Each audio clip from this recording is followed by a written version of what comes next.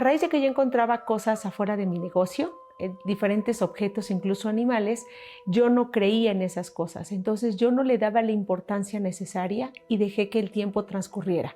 A mi modo, yo creía que eso iba a poder quitarse y al momento de no creer, eso iba a desistir, eso iba a dejar de aparecer en mi local. Entonces, conforme va pasando el tiempo, la situación familiar, económica y de salud empieza a empeorar en mi vida. Empezamos a tener discusiones, empezamos a alejarnos mucho.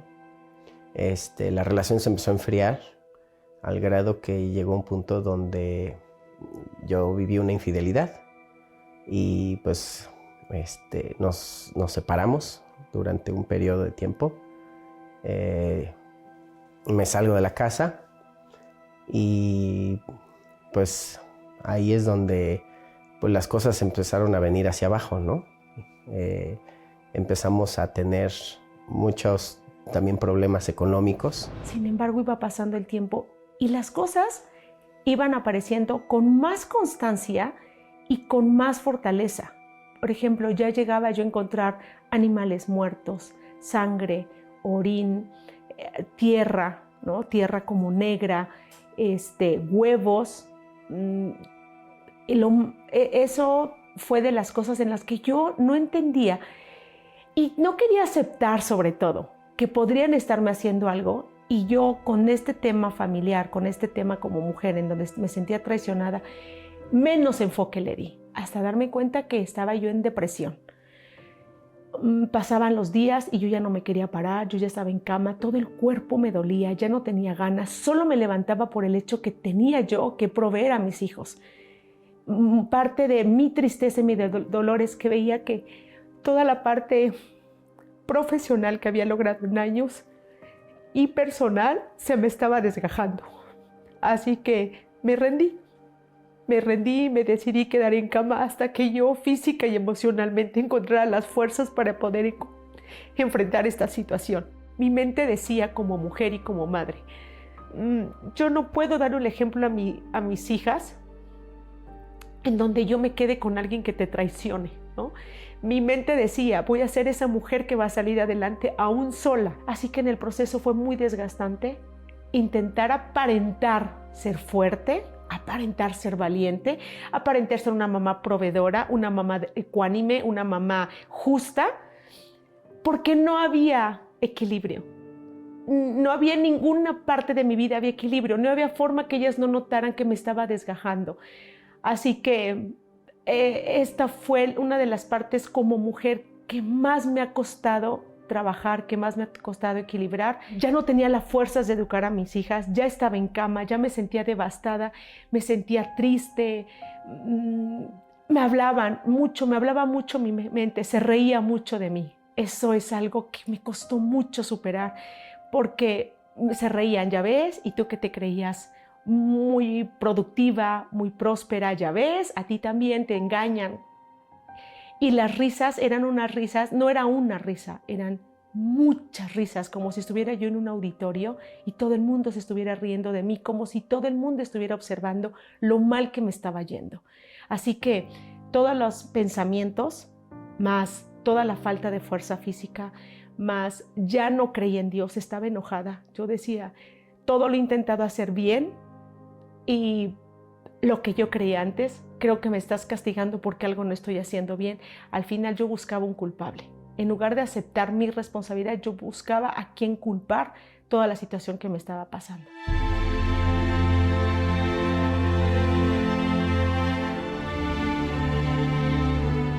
Yo conozco la Iglesia Universal porque en esta situación familiar mi madre decide hacerme una cita con mi tío. Mi tío lleva muchos años aquí en la iglesia y yo estaba negada a venir. Así que mi tío fue muy firme en un mensaje que me escribió porque fue la forma en que me pude comunicar con él y me dijo, si no estás dispuesta a hacer algo diferente, entonces no te quejes.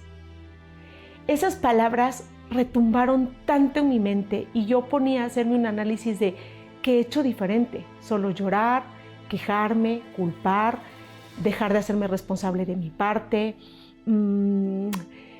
Y fue ese tipo de emociones o ese tipo de sentimientos fue lo que me ayudó a tomar la decisión y vi a mi tío. Entonces mi tío no me explicó nada, solamente me dijo, inténtalo, si no te sientes bien, si no te gusta, nadie te está obligando. Pero puede ser una puerta. Mi tío dijo, yo sueno la trompeta y tú decides si sigues el sonido. Yo entré al templo. Cuando yo entré, lo que nunca voy a olvidar fue la sonrisa de las personas que te recibían. Yo en ese momento, con tanto dolor, con tanta desilusión, con tanto desamor, entrar a la iglesia y que alguien te brindara una sonrisa, como si valieras la pena o si valías seguir viviendo, fue lo único que me hizo dar un respiro muy profundo y decir, lo voy a volver a intentar.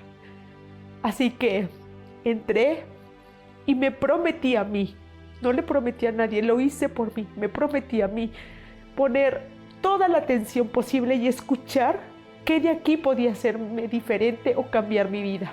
Yo creo que de mis 43 años de vida no había dormido en 40 desde que nací. No me acuerdo una vez que yo dijera, hoy descansé. Siempre algo pasaba en mis noches, si no eran ruidos, eran sombras, eran risas, me despertaba por insomnio, pero no había conciliado descansar en toda una noche. Vengo con ella un domingo, la verdad algo muy diferente a lo que yo estaba acostumbrado a escuchar. Escuchar la palabra de Dios, de un Dios vivo, de un Dios próspero, de un Dios que quiere lo mejor para ti. Después se me viene o conozco la hoguera santa. Explican la hoguera santa y yo no entendía nada. Yo dije, ¿qué es esto? O sea, ¿cómo ofrendo? ¿A quién le pregunto? Y todo decían que era comunicación con Dios. Y yo decía, ¿pero cómo me va a hablar? O sea, ¿qué me va a pedir? ¿No? Entonces, en oración y en la búsqueda del Espíritu Santo, Dios me dice qué quería y cuánto quería. Yo en ese entonces ya llevaba un mes coordinando todas mis finanzas para poder otra vez surtir mi tienda, poder adquirir mercancía. Y en ese momento Dios me dijo, eso lo quiero todo. Entonces ahí entendí que no era la cantidad que yo diera, no era el dinero, el sacrificio económico, era el sacrificio personal. Así que yo empecé a sacrificar mi ego, mi orgullo, mi falta de perdón, mi falta de credibilidad, ¿no? Y dejar de enfatizar todo a mi persona, que lo había logrado por mi esfuerzo, por mis conocimientos, por mi trabajo, por la forma en que yo hacía las cosas. Entonces, en esta primera hoguera, esta vez cuando lo sacrifiqué, sí lo hice por un tema económico. Las cosas fueron cambiando y fueron funcionando. Sin embargo, cuando escuchaba sus testimonios que decían, es que me fue bien, pero faltaba algo, y yo decía, ¿será? O sea, seguía esa duda en mí, ¿no? Entonces decía, ¿pero qué? Entonces, ¿qué hago? Y en cada oración, en cada momento, en cada servicio, los pastores decían, busquen al Espíritu Santo. Es importante el bautizo en las aguas. Y entonces, conforme fueron pasando los servicios, yo entendí que el bautizo en las aguas era arrepentimiento. Era dejar todo tu pasado, todo tu yo, toda esa parte que no te había funcionado hasta el día de hoy y buscar al Espíritu Santo para ser transformada. Así que después de ser bautizada, vino el ayuno de Daniel. Y entonces yo ahí me prometí y le prometí a Dios que no importa cuántas horas ayunara, que cuánta información de redes sociales tuviera yo que dejar de consumir, que no importaba el tiempo que me llevara, pero que yo me iba a comprometer. Era muy importante que saliendo de la iglesia accionáramos lo que aprendiéramos, que no servía de nada solamente tener información, que si nosotros teníamos que salir a perdonar, hiciéramos eso, buscar el perdón. Si tendríamos que dejar el pecado, hiciéramos eso, dejar el pecado. Así que yo cada servicio que en donde Dios me hacía más sabia, salía y lo accionaba, salía y lo accionaba. Y esa fue la forma en donde yo empecé a buscar al Espíritu Santo. Cuando es el cierre del ayuno de Daniel, yo le dije, Dios, es mi último día.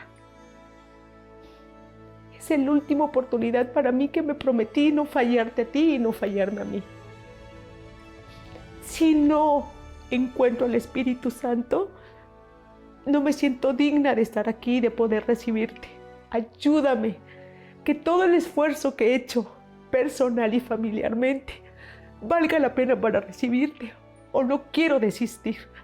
Así que fue el servicio, y al momento de que buscamos al Espíritu Santo, en ese momento Dios dijo, aquí está. Eso fue todo lo que escuché. Aquí está. A partir de ese momento todo ha cambiado, todo ha transformado. No he dejado de ser perseverante, eso es algo muy importante. No he dejado de ser obediente, y lo que ha sucedido es, mi matrimonio se ha reestructurado, se ha reconstruido. El respeto, la confianza y la fidelidad son pilares hoy en día en nuestro matrimonio, y sobre todo la comunicación. Las cosas tocadas por Él son transformadas. Económicamente hemos prosperado en muchos aspectos. Logramos conquistar nuestra propia casa. Después de 18 años de matrimonio adquirimos nuestra primera camioneta, 0 kilómetros, la más equipada. Pagamos una deuda que llevaba arrastrando nuestras vidas 15 años. Pudimos lograr esta gran deuda, que era de una propiedad que tenemos fuera del estado. Mis hijos están estudiando en muy buenas escuelas particulares. Mi negocio está prosperando. Incluso acabo de abrir otra empresa en donde son mentorías para mamás, para mujeres que se han convertido en mamás, en donde yo las ayudo a rescatar su confianza y sentirlas mucho más productivas y eficientes. A esta comunidad yo le llamo Mamá Pulpo, y la trabajo a nivel Latinoamérica, en línea o presencial. Son mentorías 1 a 1. Por otra parte, hemos tenido la oportunidad de viajar, ¿sí? Nuestra despensa es mucho más próspera, nuestro vestir es mucho más próspero. Salimos a consumir a lugares en donde se nos antoja algo y podemos pagarlo. Y no solo eso, sobre todo el tener al Espíritu Santo y reconstruir mi familia, mis 3 hijos, voltear a ver a mi esposo y ver a ese compañero de vida, ver a esa persona que me acompaña, que es la primera persona a la que le hablo por teléfono para una buena noticia, una mala noticia, alguna situación complicada. Él sigue siendo la persona que elegí y será para mí siempre el único amor de mi vida.